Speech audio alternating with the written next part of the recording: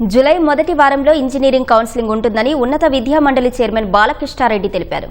August 14 లోపు engineering counselling ప్రక్రియ పూర్తి చేస్తామని ఆయన వెల్లడించారు. ఇంజనీరింగ్ కౌన్సిలింగ్ సహా పలు అంశాలపై వస్తున్న సందేహాలను బాలకృష్ణారెడ్డి మీడియా సమావేశం నిర్వహించి నివృత్తి చేశారు. 4 విద్యా సంస్థలు అనుమతి లేకుండా నడుపుతున్నారన్న ఆయన అనధికార విద్యా సంస్థల్లో విద్యార్థులు చేరుతున్నారన్నారు.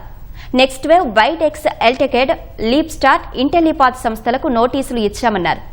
బి కేటగిరీ సీట్ల అంశంపై ఇంకా స్పష్టత రాలేదని, బి కేటగిరీ సీట్ల కేటాయింపుపై ప్రభుత్వానికి లేఖ రాశామని ఆయన వివరించారు. సిలబస్ మార్పుపై కసరత్తు చేస్తున్నామని, కోర్సుల ఎంపికపై విద్యార్థులకు హెల్ప్ లైన్ ఏర్పాటు చేస్తామని బాలకృష్ణారెడ్డి చెప్పారు.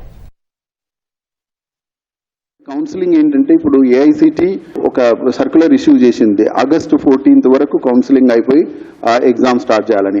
లాస్ట్ ఇయర్ కూడా కౌన్సిలింగ్ మీరు చూసారా, ఇప్పుడు జూలైలో స్టార్ట్ అయింది. సో ఈసారి కూడా మేము ఏంటంటే July first week or second week counselling అంత ప్రాసెస్ అవుతుంది.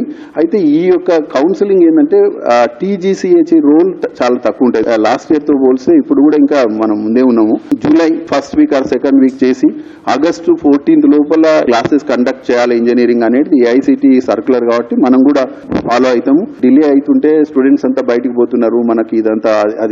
సో అది కొంచెం ఉన్నది, బట్ టెక్నికల్. ఎందుకంటే జేఈ ఫస్ట్ సెకండ్ కౌన్సిల్ కాకుండా మనం చేయలేము, చేసినా కానీ సీట్స్ అన్ని వేకెంట్ అవుతాయి. ఇట్లా కొన్ని ఇష్యూస్ ఉన్నాయి కాబట్టి దాంతో కొంత డిలే అవుతుంది.